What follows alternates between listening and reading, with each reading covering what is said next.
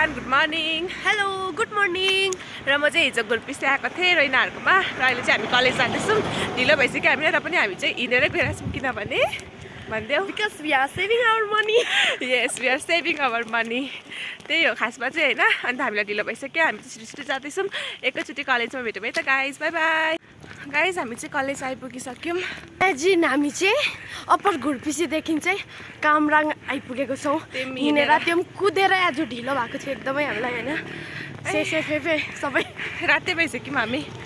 अब एकैचोटि क्लासमा भेट्यौँ। गाइज म चाहिँ यहाँ क्लास आइपुगेँ होइन। कृतिका चाहिँ अघि आएर बसिरहेको रहेछ। अन्त हामी आइपुग्दा सर आइपुग्नु भएकै छैन रहेछ धन्न होइन। सो अब चाहिँ आउनु आँट्नु भयो सर। सो क्लास सकेर भेट्यौँ है त गाइज, बाई बाई। हामी चाहिँ एउटा क्लास सकेर अब अर्को क्लासको लागि बसिरहेको छौँ होइन। अन्त रोइनाले चाहिँ अमला ल्याएको छ अरे कि, अन्त अमला माग्दै एकछिन न गाइस निकाल्दै अहिलेदेखि अमला मागेको होइन।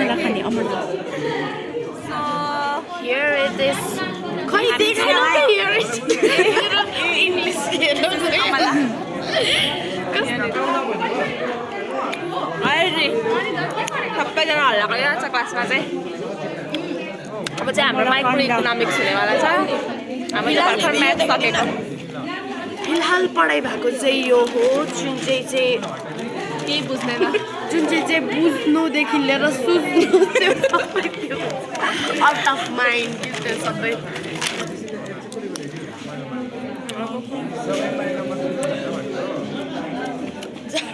उसलाई चाहिँ इजाजत कति बज्यो एला कता पो हात गऱ्यो चाहिँ कति चाहिँ 12 ओके बाई गाइज। अहिले चाहिँ मलाई भेटौँ बाहिरनिर यो क्लास सकेर।